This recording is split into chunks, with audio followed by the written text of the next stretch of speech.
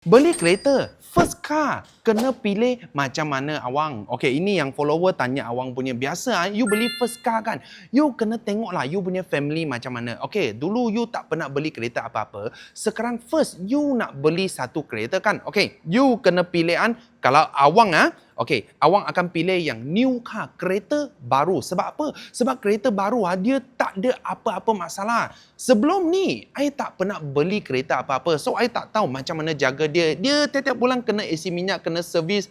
Costing dia semua agak-agak macam mana, you boleh survey dekat online. Lepas tu, apa-apa rosak, you tak payah takut. Dia orang under warranty. You bayar bulanan tiap-tiap bulan. So, nanti servis masa mileage sampai you pergi service center, you bayar dia.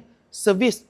Apa-apa rosak, dia tanggungjawab. Betul tak? So, you tak payah takut you beli satu kereta nanti dia punya engine ke, dia punya gearbox rosak nanti you sangat leceh. So, kalau you nak beli kereta lama, boleh tak? Boleh juga. You kena cari, kalau baiklah, ada yang under warranty punya. So, kalau you dah banyak kali beli kereta, okeylah, itu tak ada masalah. You nak beli kereta apa-apa, yang janji you sendiri, boleh buat repairan. So, kalau you nak beli kereta mewah, boleh tak? Macam BM Merc itu kereta baru awang tak suggest. Sebab apa? Sebab kalau you first time beli kereta kan, kalau boleh you beli yang orang dah pakai berapa lama punya, 3 tahun, 5 tahun.